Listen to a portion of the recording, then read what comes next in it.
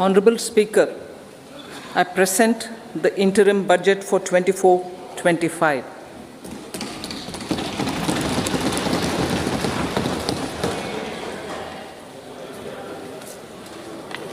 The Indian economy has witnessed profound positive transformation in the last 10 years. The people of India are looking ahead to the future with hope and optimism. With the blessings of the people, when our government, under the visionary and dynamic leadership of Honorable Prime Minister Shri Narendra Modi, assumed office in 2014, the country was facing enormous challenges. With Sabka Saath, Sabka Vikas as its mantra, the government overcame those challenges in right earnest. Structural reforms were undertaken. Pro-people programs were formulated and implemented promptly. Conditions were created for more opportunities for employment and entrepreneurship. The economy got a new vigor. The fruits of development started reaching the people at scale. The country got a new sense of purpose and hope. Naturally, the people blessed the government with a bigger mandate. In the second term, our government, under the leadership of Honorable Prime Minister, doubled down on its responsibilities to build a prosperous country with comprehensive development of all people and all regions. Our government strengthened its mantra to Sabka Saath, Sabka Vikas, and Sabka Vishwas. Our development philosophy covered all elements of inclusivity, namely social inclusivity through coverage of all strata of the society, and geographical inclusivity through development of all regions of the country. With the whole of nation approach of Sabka Prayas, the country overcame the challenges of once-in-a-century pandemic, took long strides towards Atmanirbhar Bharat, committed to Panch Pran, and laid solid foundations for the Amrit Kal. As a result, our young country has high aspirations, pride in its present, and hope and confidence for a bright future. We expect that our government, based on its stupendous work, will be blessed again by the people with a resounding mandate. Inclusive development and growth.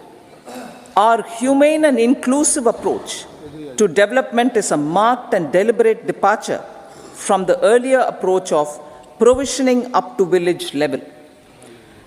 Development programs were thus provisioned.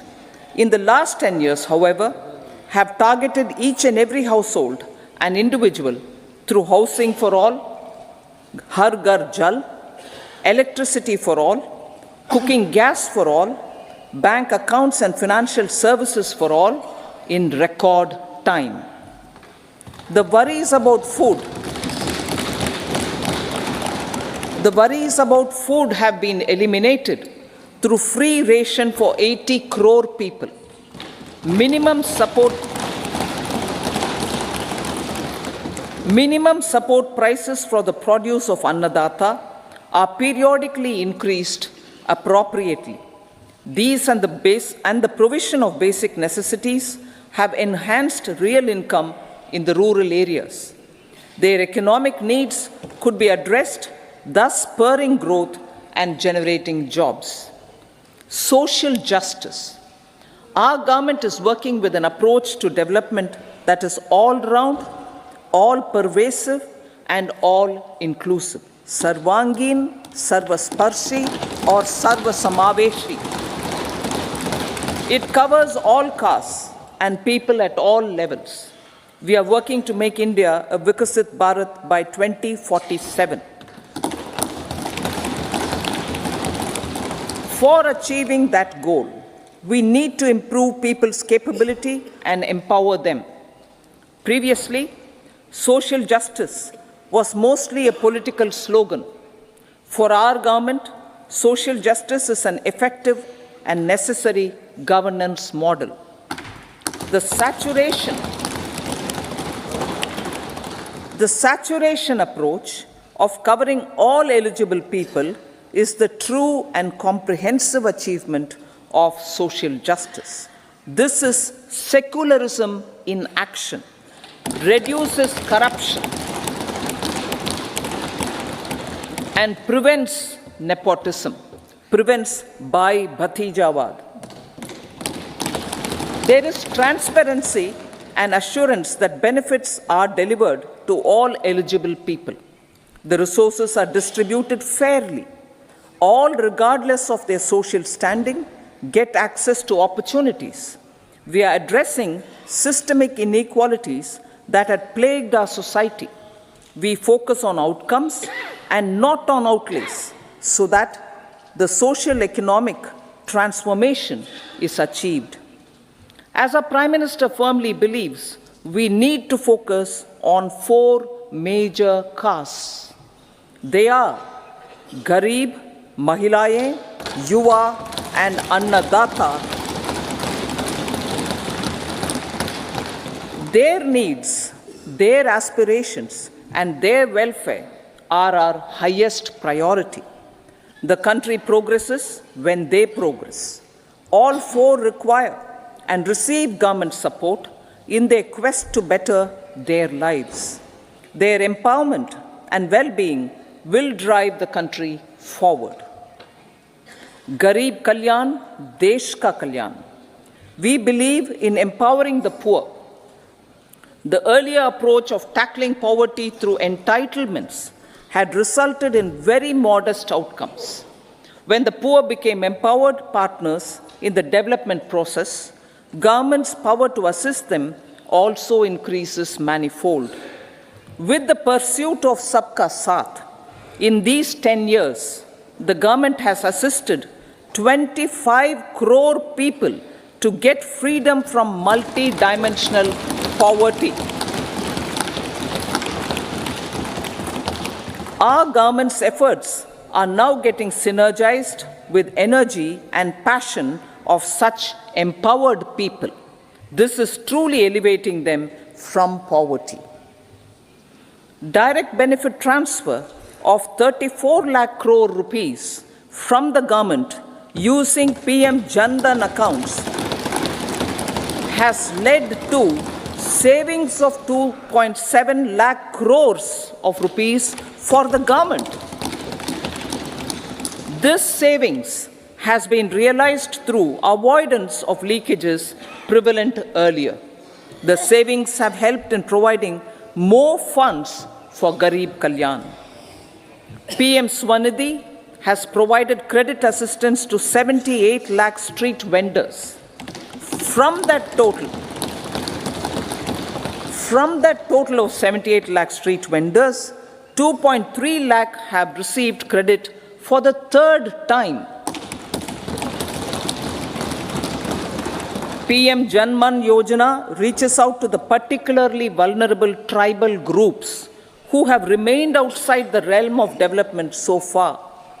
PM Vishwakarma Yojana provides end-to-end support to artisans and craftspeople engaged in 18 trades.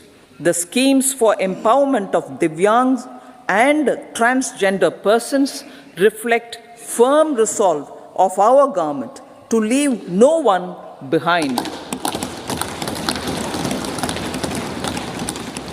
Welfare of Annadata. Farmers are our Annadata. Every year under PM Kisan Samman Yojana, direct financial assistance is provided to 11.8 crore farmers, including marginal and small farmers. Crop insurance is given to 4 crore farmers under PM Fasal Bima Yojana. These, besides several other programs, are assisting Annadata in producing food for the country and for the world. Electronic National Agricultural Market has integrated 1,361 mandis and is providing services to 1.8 crore farmers with trading volume of 3 lakh crores of rupees. The sector is poised for inclusive, balanced, higher growth and productivity. These are facilitated from farmer-centric policies, income support, coverage of risks through price and insurance support, promotion of technologies and innovations through startups. Empowering the Amrit PD, the Yuva. Our prosperity depends on adequately equipping and empowering the youth. The National Education Policy 2020 is ushering the transformational reforms. PM Schools for Rising India, PM Shri, are delivering quality teaching and nurturing holistic and well-rounded individuals. The Skill India mission has trained 1.4 crore youth, upskilled and reskilled 54 lakh youth, and established 3,000 new ITIs. A large number of institutions of higher learning, namely 7 IITs, 16 triple ITs, 7 IIMs, 15 AIMS, and 390 universities have been set up. PM Mudra Yojana has sanctioned 43 crore loans aggregating to 22.5 lakh crores of rupees for entrepreneurial aspirations of our youth. Besides that, Fund of Funds, Startup India, and Startup Credit Guarantee schemes are assisting our youth. They are also becoming Rozgar Data. The country is proud of our youth scaling new heights in sports. The highest ever medal tally in Asian Games and Asian Para Games in 2023 reflects a high confidence level.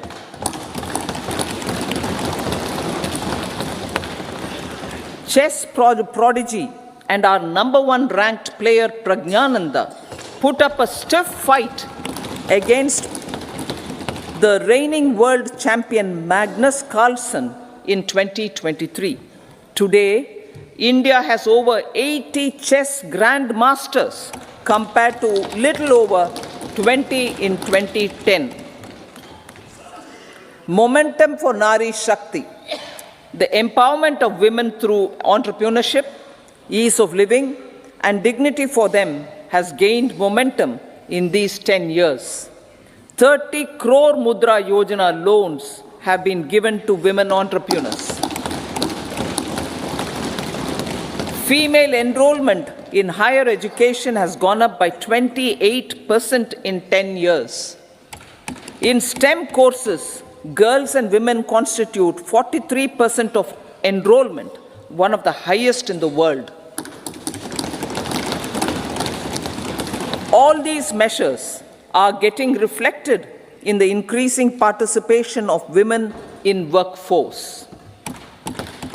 Making triple talaq illegal, reservation of 1/3 seats for women in the Lok Sabha and state assemblies, and giving over 70% houses under PM Awas Yojana in rural areas to women, and giving over 70% houses under PM Awas Yojana in rural areas to women as sole or joint owners have enhanced their dignity. Exemplary track record of governance, development, and performance. Besides delivering on high growth in terms of gross domestic product, the government is equally focused on a more comprehensive GDP, that is, governance, development, and performance. Our government has provided transparent, accountable, people-centric, and prompt, trust-based administration with citizen-first and minimum government, maximum governance approach. The impact of all-round development is discernible in all sectors. There is macroeconomic stability, including in the external sector. Investments are robust. The economy is doing well. People are living better and earning better, with even greater aspirations for future. Average real income of the people has increased by 50%. Inflation is moderate. People are getting empowered, equipped, and enabled to pursue their aspirations. There is effective and timely delivery of programs and of large projects. Economic management. The multi-pronged economic management over the past 10 years has complemented people-centric, inclusive development. Following are some of the major elements. 1. All forms of infrastructure, physical, digital, or social, are being built in record time.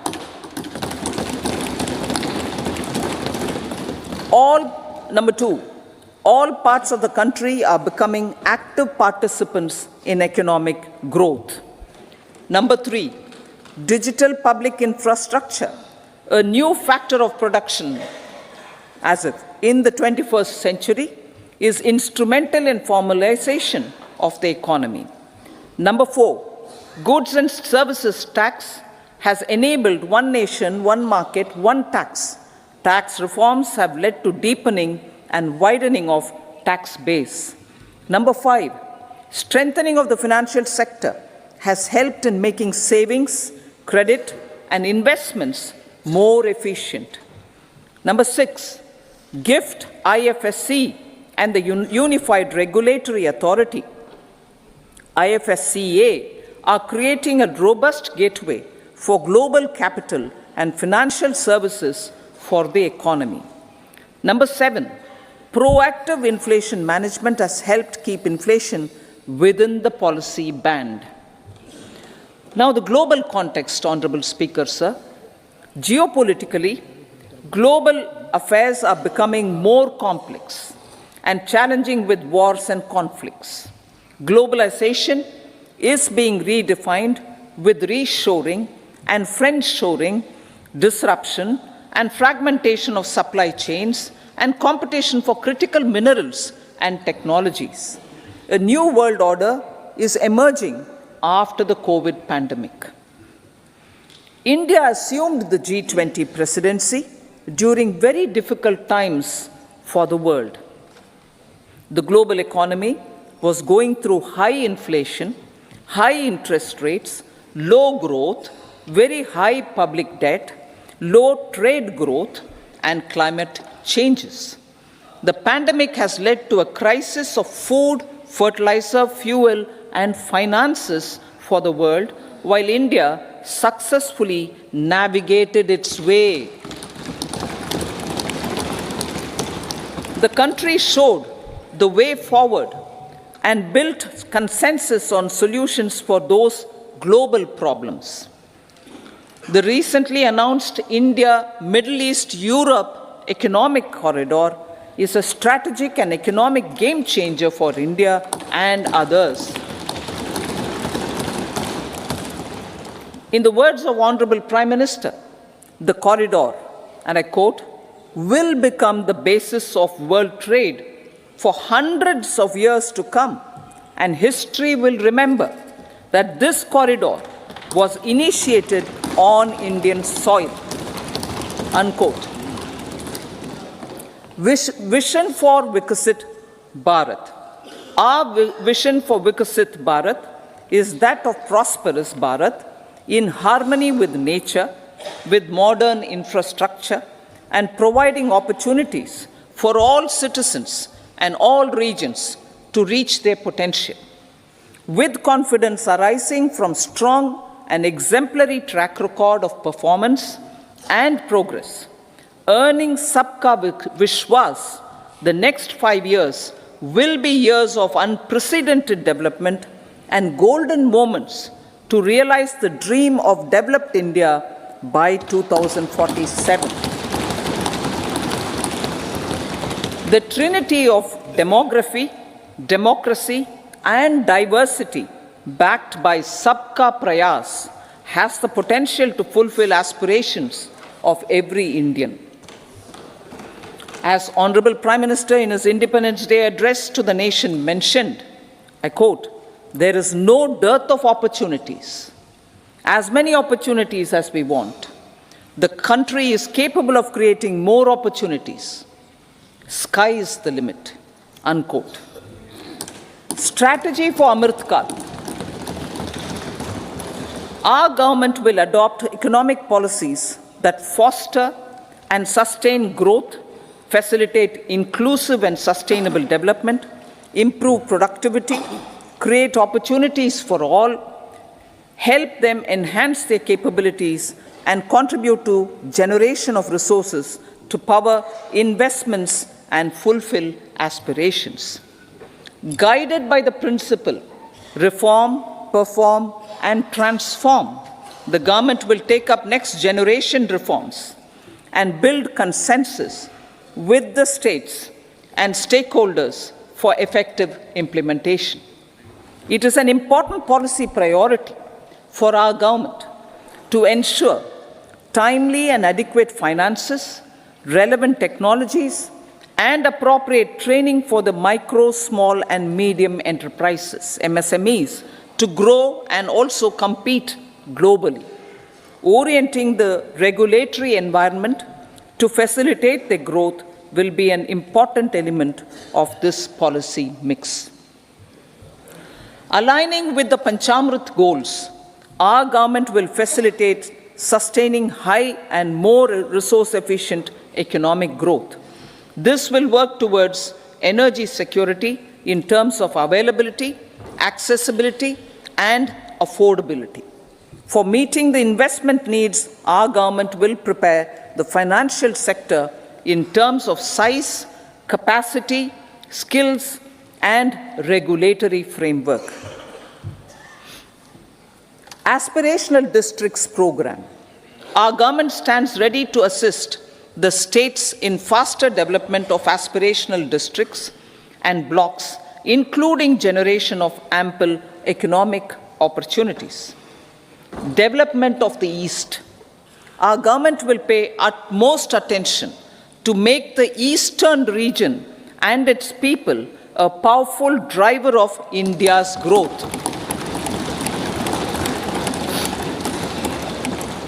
PM Awas Yojana Gramin.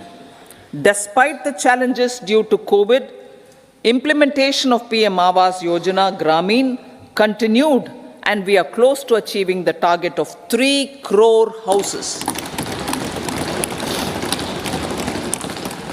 2 crore more houses will be taken up in the next 5 years to meet the requirement arising from increase in the number of families. Rooftop solarization and Muft Bijli. Through rooftop solarization, 1 crore households will be enabled to obtain up to 300 units free electricity every month. This scheme follows the resolve of Honorable Prime Minister on the historic day of consecration of Sri Ram Mandir in Ayodhya. Following benefits are expected. Savings up to 15 to 18,000 rupees annually for households from free solar electricity and selling the surplus to the distribution companies. Charging of electric vehicles. Entrepreneurship opportunities for a large number of vendors for supply and installation. Employment opportunities for the youth with technical skills in manufacturing, installation, and maintenance. Housing for middle class.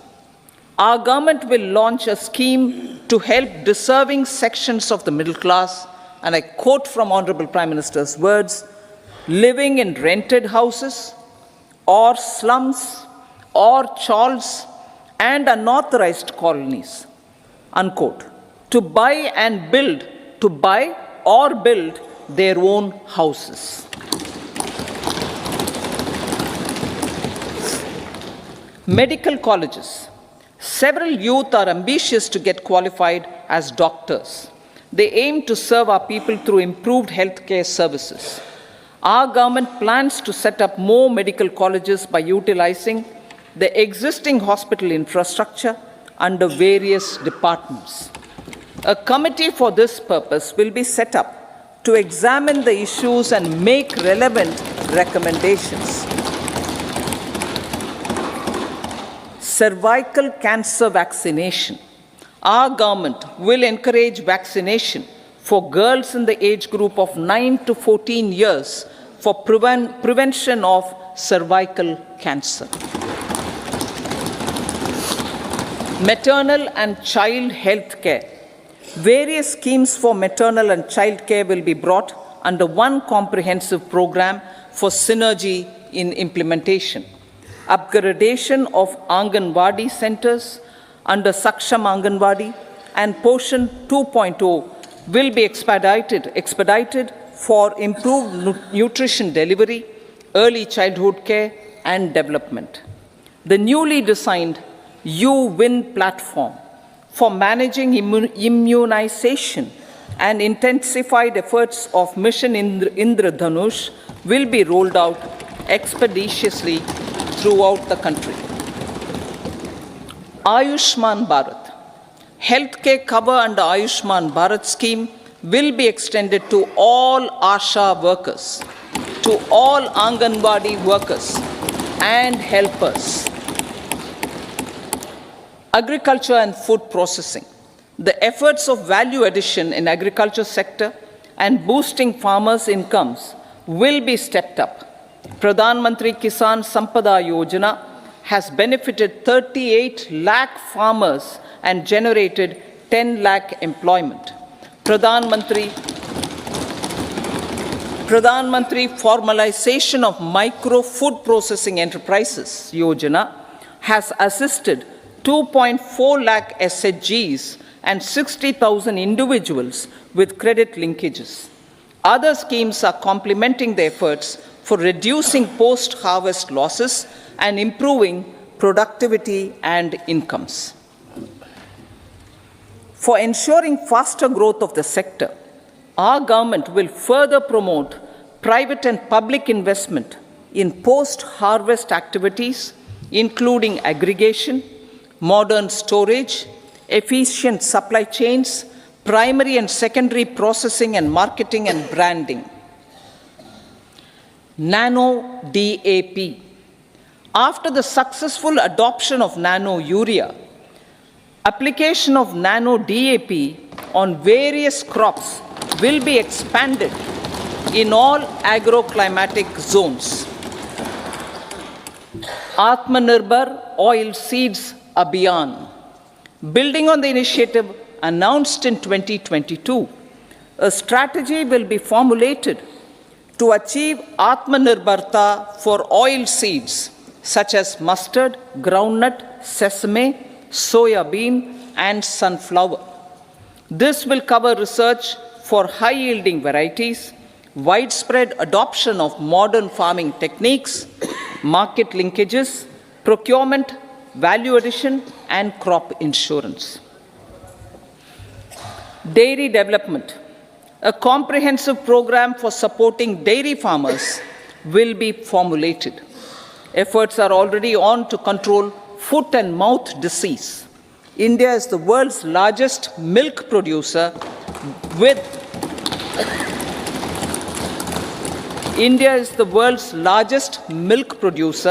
but with low productivity of milch animals.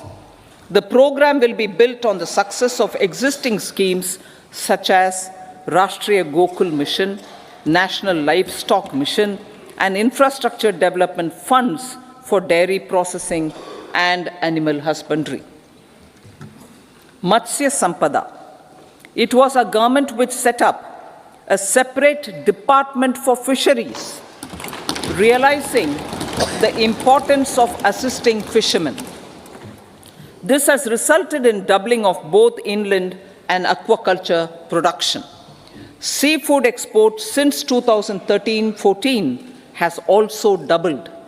Implementation of Pradhan Mantri Matsya Sampada Yojana will be stepped up to 1. Enhance aquaculture productivity from existing 3 to 5 tons per hectare. 2. Double exports to 1 lakh crore rupees, and 3. Generate 55 lakh employment opportunities in the near future.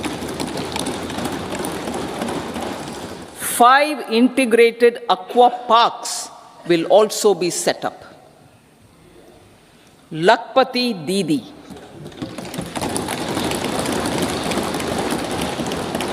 $83 lakh SHGs. 83 lakh SHGs with 9 crore women are transforming rural socio-economic landscape with empowerment and self-reliance. Honorable Speaker sir, their success has assisted nearly 1 crore women to become Lakpati Didi already. They are an inspiration to others.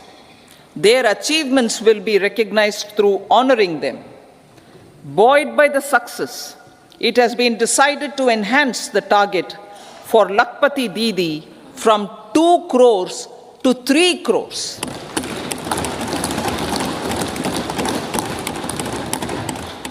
Technological changes, new age technologies, and data are changing the lives of people and businesses.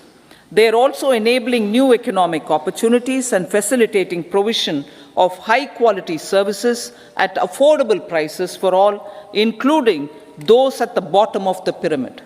Opportunities for India at the global level are expanding. India is showing solutions through innovation and entrepreneurship of its people. Research and innovation for catalyzing growth, employment, and development. Prime Minister Lal Bahadur Shastri gave the slogan of Jai Jawan, Jai Kisan. Prime Minister Atal Bihari Vajpayee ji, made that Jai Jawan, Jai Kisan, Jai Vigyan. Prime Minister Modi has furthered that to Jai Jawan, Jai Kisan, Jai Vigyan, and Jai Anusandhan, as innovation is the foundation of development. For our tech-savvy youth, this will be a golden era. A corpus of 1 lakh crore rupees will be established with 50-year interest-free loan provided. The corpus will provide long-term financing or refinancing with long tenors and low and or nil. I repeat that sentence. The corpus will provide long-term financing or refinancing with long tenors and low or nil interest rates. This will encourage the private sector to scale up research and innovation significantly in sunrise domains. We need to have programs that combine the powers of our youth and technology. A new scheme will be launched for strengthening deep tech technologies for defense purposes and expediting Atmanirbharta. Infrastructure development. Building on the massive tripling of the capital expenditure outlay in the past 4 years, resulting in huge multiplier impact on economic growth and employment creation, the outlay for the next year is being increased by 11.1% to 11,111 crore rupees. This would be 3.4% of our GDP. Railways. 3 major economic railway corridor programs will be implemented. These are energy, mineral, and cement corridor. Number 2, port connectivity corridors. And number 3, high traffic density corridors. The projects have been identified under the PM Gati Shakti for enabling multimodal connectivity. They will improve logistics efficiency and reduce cost. The resultant decongestion of the high traffic corridors will also help in improving operations of passenger trains, resulting in safety and higher travel speed for passengers. Together with dedicated freight corridors, these 3 economic corridor programs will accelerate our GDP growth and reduce logistic costs.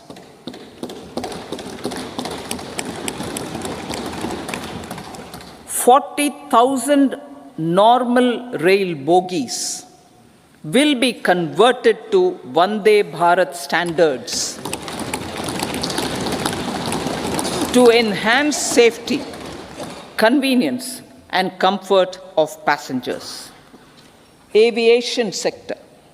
The aviation sector has been galvanized in the past 10 years. Number of airports have doubled to 149. Rollout of air connectivity to Tier 2 and Tier 3 cities under UDAN scheme has been widespread. 517 new routes are carrying 1.3 crore passengers. Indian carriers have proactively placed orders for over 1,000 new aircrafts. Expansion of existing airports and development of new airports will continue expeditiously. Metro and Namo Bharat. We have a fast expanding middle class and rapid urbanization is taking place. Metro rail and Namo Bharat can be the catalyst for the required urban transformation. Expansion of these systems will be supported in large cities, focusing on transit-oriented development. Green energy. Towards meeting our commitment for net zero by 2070, the following measures will be taken. Viability gap funding will be provided for harnessing offshore wind energy, potential for initial capacity of 1 gigawatt. Coal gasification and liquefaction capacity of 100 metric tons will be set up by 2030. This will also help in reducing imports of natural gas, methanol, and ammonia. Phased mandatory blending of compressed biogas in compressed natural gas for transport and piped natural gas for domestic purposes will be mandated. Financial assistance will be provided for procurement of biomass aggregation machinery to support collection. Electric vehicle ecosystem. Our government will expand this and strengthen the e-vehicle ecosystem by supporting manufacturing and charging infrastructure. Greater adoption of e-buses for public transport networks will be encouraged through payment security mechanism. Biomanufacturing and biofoundry. For promoting green growth, a new scheme of biomanufacturing and biofoundry will be launched. This will provide environment-friendly alternatives such as biodegradable polymers, bioplastics, biopharmaceuticals, and bioagri inputs. This scheme will also help in transforming today's consumptive manufacturing paradigm to the one based on regenerative principles. Blue Economy 2.0. For promoting climate resilient activities for Blue Economy 2.0, a scheme for restoration and adaptation measures and coastal aquaculture and mariculture with integrated and multi-sectoral approach will be launched. Comprehensive development of tourist centers. The success of organizing G20 meetings in 60 places presented diversity of India to global audience. Our economic strength has made the country an attractive destination for business and conference tourism. Our middle class also now aspires to travel and explore. Tourism, including spiritual tourism, has tremendous opportunities for local entrepreneurship. States will be encouraged to take up comprehensive development of iconic tourist centers, branding and marketing them at global scale. A framework for rating of the centers based on quality of facilities and services will be established.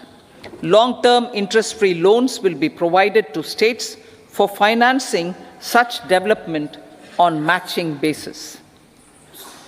To address the emerging fervor for domestic tourism, Honorable Speaker, sir, projects for port connectivity, tourism infrastructure, and amenities will be taken up on our islands, including Lakshadweep.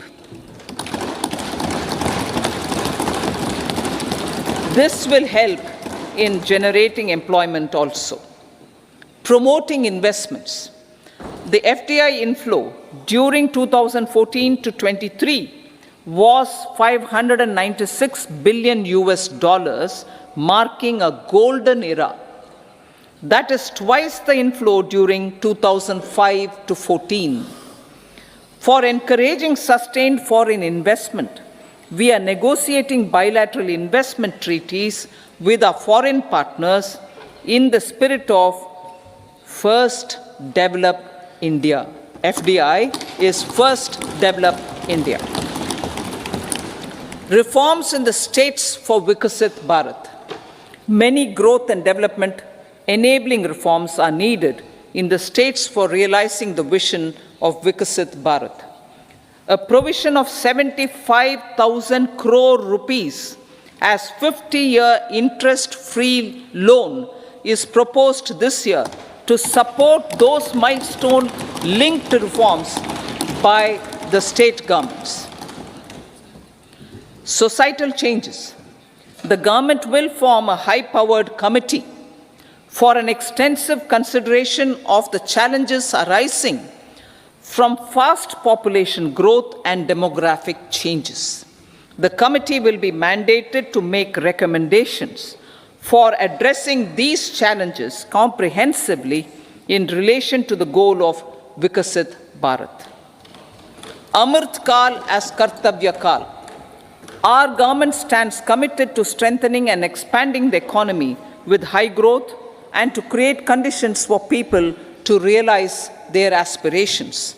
Honorable Prime Minister, in his Independence Day address to the nation in the 75th year of our Republic, said, and I quote, "We commit ourselves to national development with new inspirations, new consciousness, new resolutions as the country opens up immense possibilities and opportunities.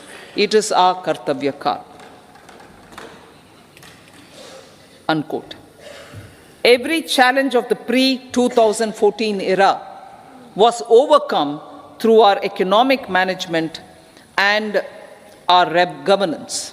These have placed the country on a resolute path of sustained high growth. This has been possible through right policies, true intentions, and appropriate decisions. In the full budget in July, Honorable Speaker, our government will present a detailed roadmap for our pursuit of Vikasit Bharat.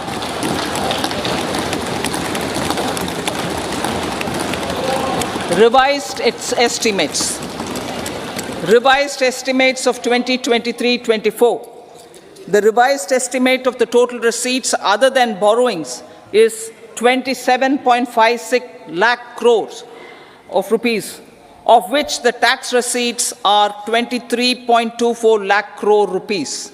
The revised estimate of total expenditure is 44.90 lakh crore rupees. The revenue receipts at 30.03 lakh crore rupees are expected to be higher than the budget estimate, reflecting strong growth momentum and formalization in the economy. The revised estimate of the fiscal deficit is 5.8% of GDP, improving on the budget estimate, notwithstanding moderation in the nominal growth estimates. Budget estimates for 2024-25. Coming to the year 2024-25, the total receipts other than borrowings and total expenditure are estimated at 30.80 and 47.66 lakh crore rupees respectively. The tax receipts are estimated at 26.02 lakh crore rupees. The scheme of 50-year interest-free loan for capital expenditure to states will be continued this year with an outlay of 1.3 lakh crore rupees. We continue on the path of fiscal consolidation, as announced in my budget speech of 2021-22, to reduce fiscal deficit below 4.5% by 25-26.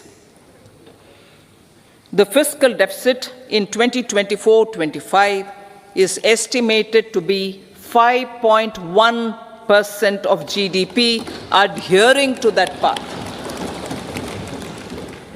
So the gross and net market borrowings through dated securities during 24-25 are estimated at 14.13 lakh crore rupees and 11.75 lakh crore respectively. Both will be less than that in 23-24.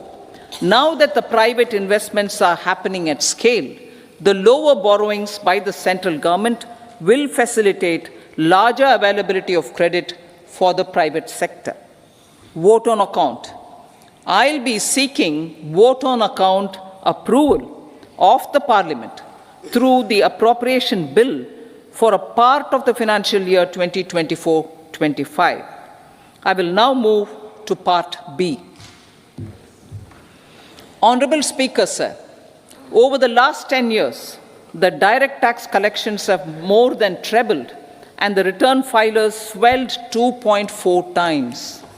I would like to assure the taxpayers that their contributions have been used wisely for the development of the country and welfare of its people. I appreciate the taxpayers for their continued support. The government has reduced and rationalized tax rates.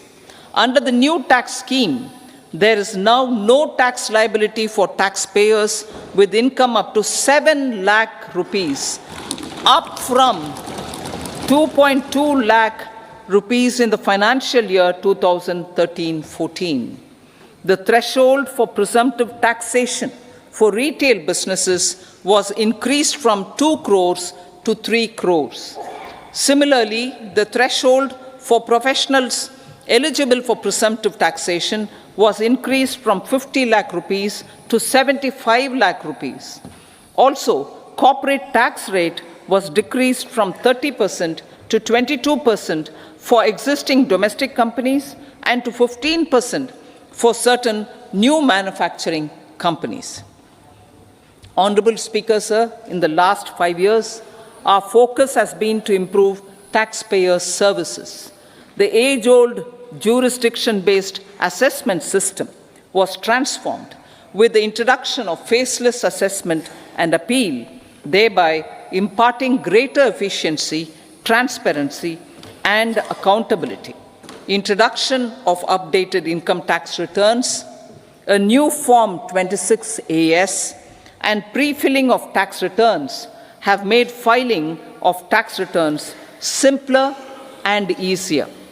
Average processing time of returns has been reduced from 93 days in the year 2013-14 to a mere 10 days this year, thereby making refunds faster.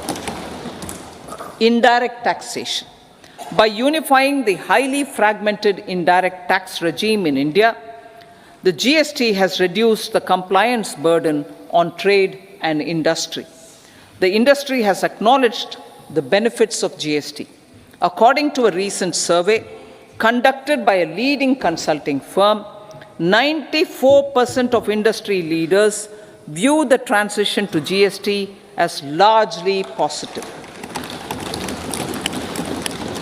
According to 80% of the respondents, it has led to supply chain optimization, as elimination of tax arbitrage and octroi has resulted in disbanding of checkposts at the state and city boundaries.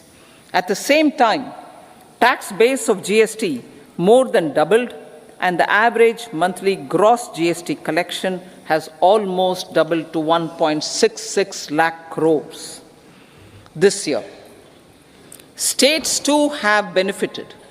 States' SGST revenue, including compensation released to states in the post-GST period of 2017-18 to 2022-23, has achieved a buoyancy of 1.22.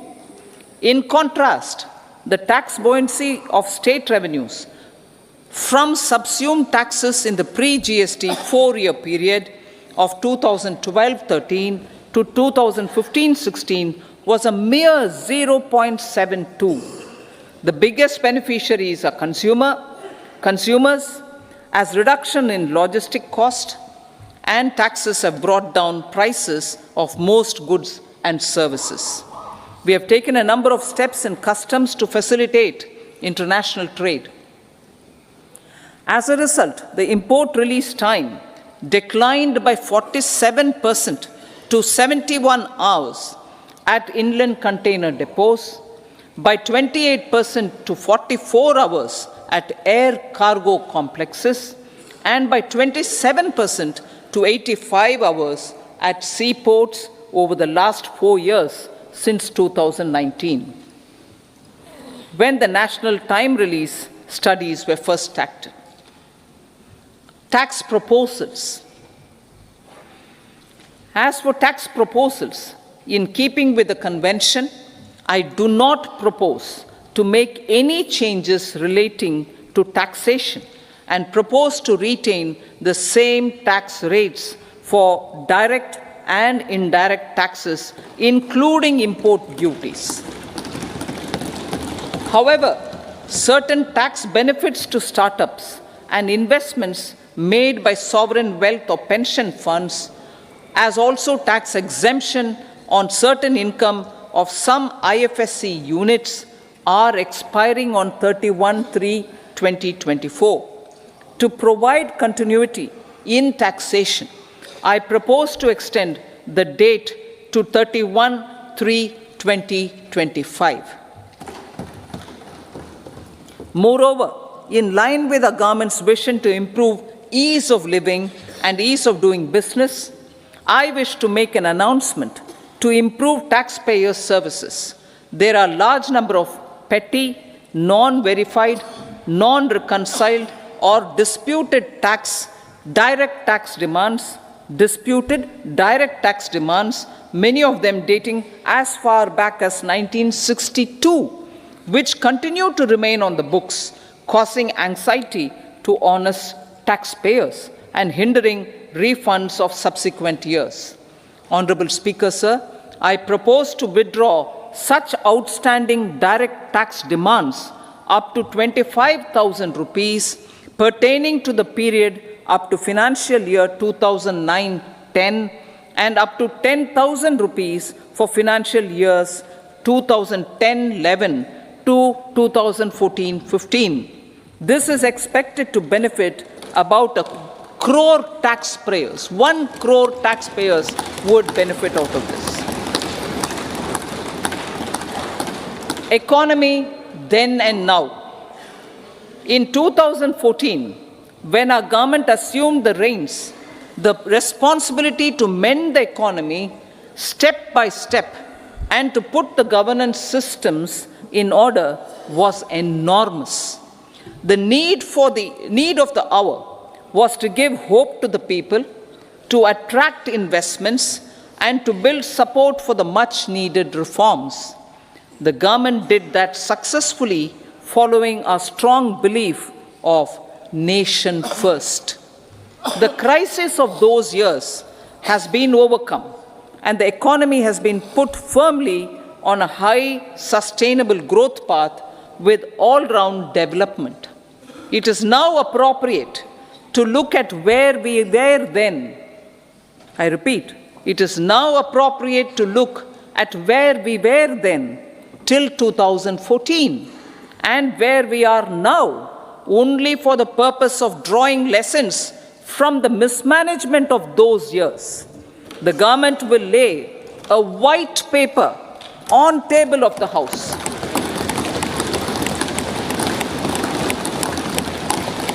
The exemplary track record of governance, development and performance, effective delivery and Jan Kalyan has given the government trust, confidence and blessings of the people to realize whatever it takes, the goal of Vikasit Bharat, with good intentions, true dedication and hard work in the coming years and decades.